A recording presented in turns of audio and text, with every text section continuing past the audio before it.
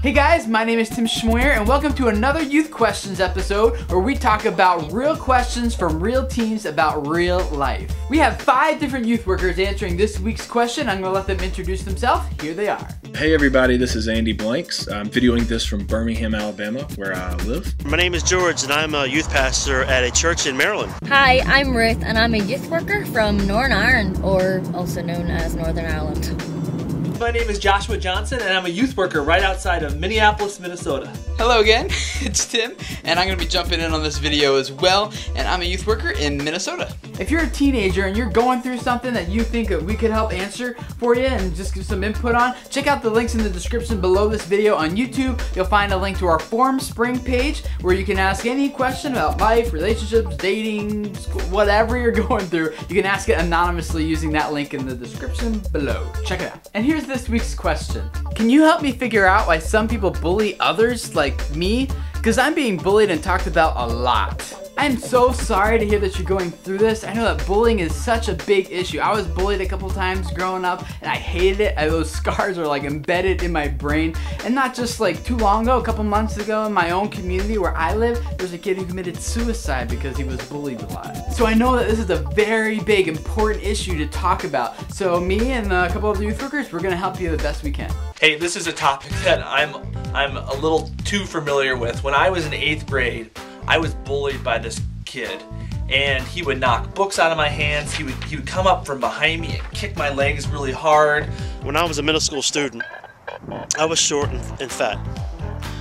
Now I'm just tall and fat. I'm really sorry that you're going through this. It really, really sucks that people do that to each other. This kid would pick on me. I have no reason why. Maybe he thought that it was cool to pick on a fat kid. I don't know.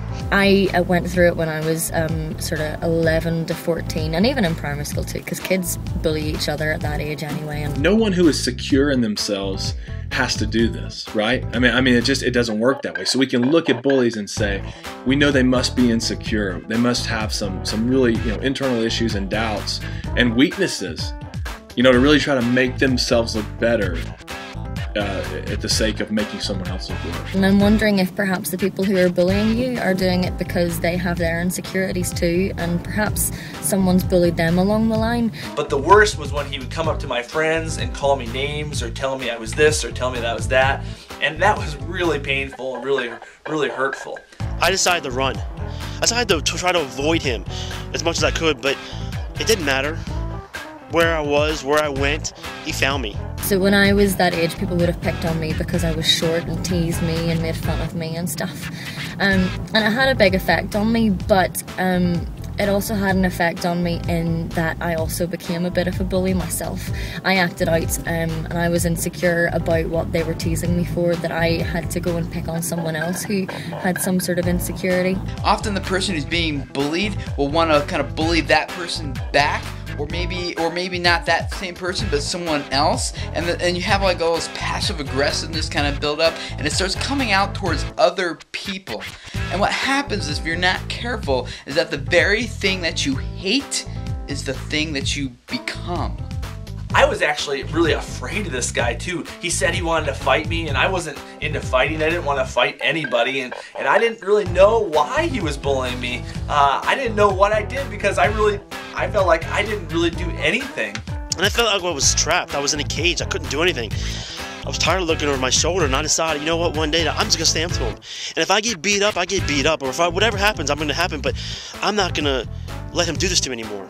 This is hard. This is not easy. But you really need to tell not just one adult, but you need to tell teachers.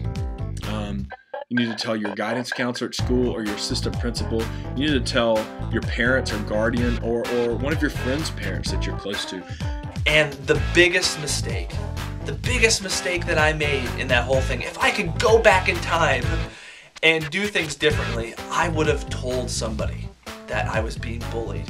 I didn't tell anyone. And the reason I didn't tell anybody is because I was embarrassed and I was ashamed. And I would love to be able to tell you the first time I stood up to him that everything worked out great. He stopped being a bully, but it didn't. But what I can tell you happened is I felt released. I felt that I wasn't in a cage and I wasn't trapped. I didn't feel like I had to look over my shoulder anymore, and it really made me feel good about myself. Sometimes our natural reaction is when we hear people saying things about us behind our back that we want to say stuff behind their backs, saying they're this and they're that. Your natural reaction is to want to get back at them. But see, when you get back at someone, you never can get back for them like equally for the amount of pain that they cause you. You feel like you need to like go further. Try and understand where they're coming from. I know it's not easy, but to try and think, well, perhaps, you know, they've had something in their past that's affected them or has hurt them. So, you know, I'm going to come out of this and be stronger for it, and I'm not going to go down that route. I'm going to learn from this experience in a positive way. I want you to think about everything that makes you who you are. Your passions, your likes, your skills, your gifts, your talents, your relationships, your experiences. All of those things combine to create your identity. And I want to challenge you to do something that may sound cheesy at first, but I promise you it'll work. I want you to take some time, get out a piece of paper, and just jot down those things I just listed. I challenge you to read this list for several days in a row until you really get to the point, maybe it's a week, maybe it's a couple weeks, until you really own this and you begin to really shore up your identity. And you can say to yourself, this is who I am, and this is why I'm valuable. After a couple times, an older boy, he was more popular, a little stronger. He saw what I was doing, and he stood up for me. And I can tell you ever since then, I never got bullied. And I'm not telling you that that's going to work for you as well, but what I can tell you, it's going to make you feel a whole lot better if you stand up for yourself and you won't feel trapped, you won't feel like you're caged, and you won't have to worry about overlooking your shoulder because you know who you are. Even if you're not being bullied, if bullying is happening in your school, I would encourage you to stand up for it. No one should ever have to go through any kind of ridicule or bullying. And when that bully or those bullies try to chip away at your value and chip away at what makes you you and your worth, inside of you, you already know who you are and what you have to offer. I just want you to know, for the person that asked this question, I'm going to be praying for you and praying that you have the courage to tell somebody that it's happening, and I pray that it gets better, because it will. I really hope this has been helpful for you in some way, and if you're watching this and you have some advice or input to give, please, in the comments below, leave your own thoughts and your ideas and your advice for this person, or even better yet, leave a video response. You can click right there to do that, and we would love to have your video kind of tagged along and connected with ours so that we can hear what you have to say, like literally hear what you have to say. And if you're not already subscribed to us on YouTube, make sure you click the subscribe button right up there, or you can just click right there. And each time we upload a new video here to our channel, you'll get a notification about it in your subscription box here on YouTube. We'd love to connect with you guys online as well. The links to our Facebook page and Twitter accounts and all that kind of stuff are again in the description below, as well as the link where you can anonymously submit your own question for us to talk about in one of our upcoming videos. Thanks guys, and we'll see you again next week for another Youth Questions video.